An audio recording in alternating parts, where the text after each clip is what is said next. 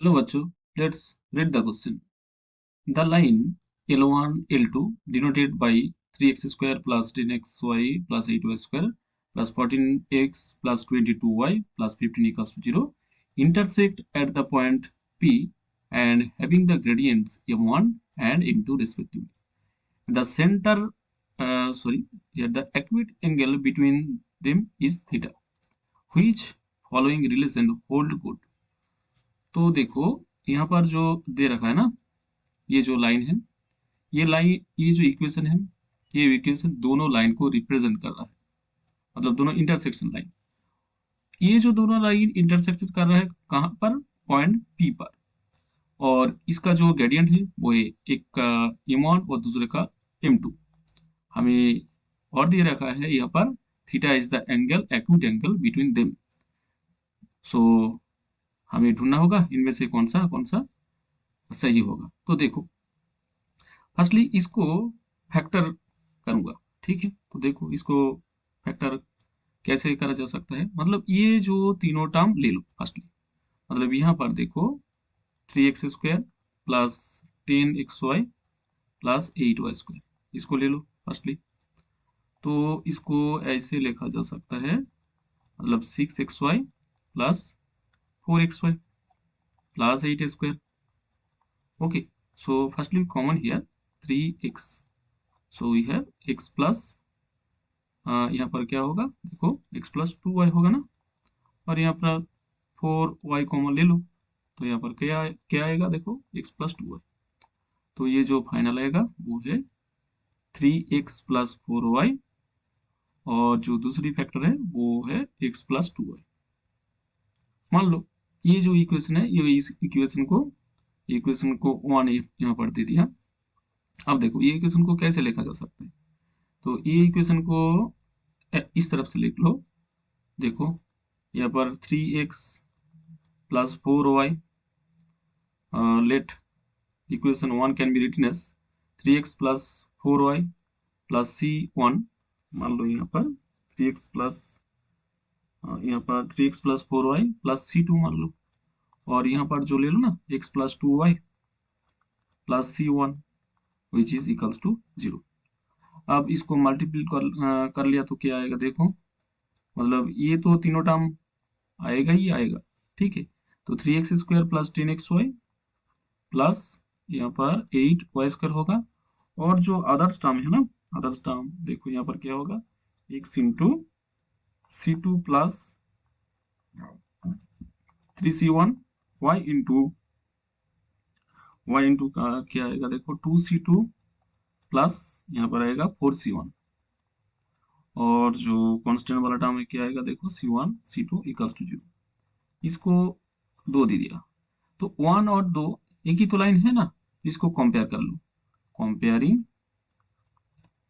Comparing 1 comparing 1 and 2, तो ले लिया। तो देखो क्या होगा, यहाँ पर x का कोफिशिएंट क्या है c2 प्लस 3c1, और यहाँ पर x का कोफिशिएंट क्या है देखो 14, सो इक्वल्स टू 14 होगा ना, इसको नंबर 3 दे दो। और यहाँ पर देखो x का कोफिशिएंट क्या है 2c2 प्लस 4c1, और यहाँ पर x का कोफिशिएंट क्या है, y का कोफिशिएंट 22 है, तो ये 4 है। तो सॉल्व कर लो, सॉल्विंग 3 एंड 4, इसको सॉल्व कर लिया ना, तो यहाँ पर आएगा देखो c1 आएगा क्या, यहाँ पर c1 आएगा 6, मतलब 6 नहीं है, यहाँ पर c1 आएगा 5, ठीक है। c1 आएगा 3, सॉरी यहाँ पर c1 आएगा 3 और c2 आएगा 5। ये है सॉल्यूशन। तो यहाँ पर लाइन क्या बन रहा है ना, लाइन को लिख लो, यहाँ पर लाइन को लिख लो। सो लाइन्स आर, जो दो लाइन रिप्रेजेंट कर रहा है ना, सो लाइन्स आर, मान लो एक को L1 यहाँ पर तो दे दिया, तो यहाँ पर x प्लस 2y प्लस ये जो c1 का वैल्यू है वो है वो, तो वो है 3, और यहाँ पर L2 लाइन क्या है देखो, इसका L2 लाइन मान लो 3x प्लस 4y यहाँ पर 5 इक्वल्स टू 0। ये दोनों लाइन ले लिया। देखो इसका जो स्लोप है ना इसको यहाँ पर लिख लेते हैं इसको। तो देखो यहाँ पर नेक्स्ट पेज पे चलो, यहाँ पर और एक भी लिख लिया तो क्या देखो कि यहाँ पर जो L1 लाइन है ना, वो है x plus Y plus C1 का वैल्यू यहाँ पर क्या है, देखो C1 का वैल्यू 3 है, तो यहाँ पर 3 लिख लिया इक्वल्स टू 0। और यहाँ पर L2 को लिख लो, यहाँ पर क्या है 3x plus 4y, 3x plus 4y plus ये है 5 इक्वल्स टू 0। तो L1 लाइन का जो स्लोप है ना, क्या है देखो, इसको y equals to m x plus c रूप से लिख दो, तो यहाँ पर जो स्लोप है इसको m1 दे दिया। क्या स्लोप है देखो, यहाँ पर माइनस हाफ है। और इसका जो स्लोप है इसको m2 दे रखा है, तो इसके लिए इसका स्लोप क्या होगा, -3/4 होगा। अब हमें देखो m1 प्लस m2 कर लिया, तो क्या आया देखो, माइनस हाफ प्लस यहाँ पर -3/4, इसको जोड़ लिया तो देखो क्या आएगा, यहाँ पर -5/4 आएगा। तो ऑप्शन पे चलो, देखो यहाँ पर 5/4 दे रखा है, तो यहाँ पर तो हमें जो आंसर मिला है -5/4 है, तो इसके लिए ऑप्शन गलत है। अब देखो, अब हमें m1 m2 निकालना होगा, क्योंकि ऑप्शन पर है। तो m1 मतलब माइनस हाफ इंटू m2 मतलब -3/4, ये तो माइनस माइनस से प्लस हो गया, मतलब 3/8 है। ठीक है, 3/8 है। तो देखो चलो ऑप्शन पे देखो, यहाँ पर m1 m2 का वैल्यू क्या है, 3/8, मतलब ये ऑप्शन सही है। अब देखो हमें निकालना होगा ये दोनों लाइन का जो बीच में जो एक्यूट एंगल है, ये तो थीटा दे रखा है, मतलब यहाँ पर tan थीटा क्या होगा, mod of m1 minus m2 by 1 plus m1 m2। ठीक है, तो इसको यहाँ पर वैल्यू को बैठा दो, तो क्या आएगा देखो, m1 का वैल्यू यहाँ पर निकल आया, देखो यहाँ पर m1 का वैल्यू क्या है, माइनस हाफ, यहाँ पर माइनस माइनस प्लस, यहाँ पर जो है 3/4 बाई 1 प्लस, यहाँ पर क्या आएगा देखो 3/8 आएगा।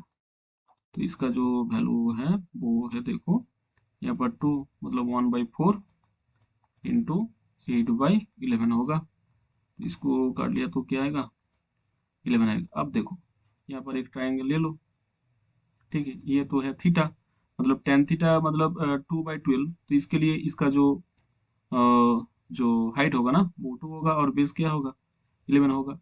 तो इसका जो हाइपोटेनस है वो क्या होगा, 11 स्क्वायर प्लस यहाँ पर आएगा 2 स्क्वायर, मतलब 2 स्क्वायर, तो क्या आएगा 1 2 5 आएगा, मतलब 5√5 आएगा। तो इसके लिए इसका जो साइन थीटा होगा तो क्या होगा देखो, साइन मतलब हाइट बाय हाइपोटेनस, तो यहाँ पर हाइट क्या है देखो 2, और हाइपोटेनस क्या है 5√5, मतलब यहाँ पर थीटा क्या होगा, साइन इनवर्स देखो 2/5√2 होगा होगा। ठीक है, तो देखो ऑप्शन पे चलते हैं। ऑप्शन पे यहाँ पर 2 नहीं है, यहाँ पर √5 है। ठीक है, तो ये है एक ऑप्शन, देखो एक एक को हाईलाइट कर लो, ये है ऑप्शन एक, और ये दूसरा जो ऑप्शन है ये, और यहाँ पर जो पहले थे वो है ये। अब देखो ऑप्शन पे चलो तो देखो क्या हो रहा है, देखो यहाँ पर theta equals to sine inverse 2/5√5, ये ऑप्शन सही है। अब हमें क्या करना है, sum of the abscissa and ordinate of the point P, मतलब पी का जो दोनों एब्सिस और कोऑर्डिनेट ऑर्डिनेट होगा ना, उसका हमें सम निकालना होगा। तो देखो ये जो दोनों लाइन ना, सॉल्विंग, जब L1 और L2 को सॉल्व कर लो तो क्या आएगा देखो, यहाँ पर आएगा x1 इक्वल्स टू 1 आएगा, एंड मतलब ये जो दोनों इक्वेशन, ये दोनों इक्वेशन को सॉल्व कर लो, तो x1 आएगा 1 और y आएगा -2। ये तो एब्सिसा है और ये तो क्या है, कोऑर्डिनेट है। ठीक है, ये एब्सिसा है और ये कोऑर्डिनेट है, मतलब ये दोनों को जब जोड़ लिया ना, सम क्या होगा देखो, सम होगा 1 प्लस -2, तो क्या होगा -1 होगा ना, तो यहाँ पर जो होगा इसका वैल्यू -1 होगा। तो अब चलते हैं ऑप्शन पे, तो देखो इस ऑप्शन पर तो -1 है ना, ठीक है -1 है, तो इसके लिए इसका जो ऑप्शन सही होगा, क्या क्या ऑप्शन सही होगा देखो, ऑप्शन ए तो नहीं होगा, तो यहाँ पर अलग अलग कलर से लिख लो। यहाँ पर ऑप्शन बी सही है, ऑप्शन सी सही है और ऑप्शन डी सही है। I hope you understand it. All the best.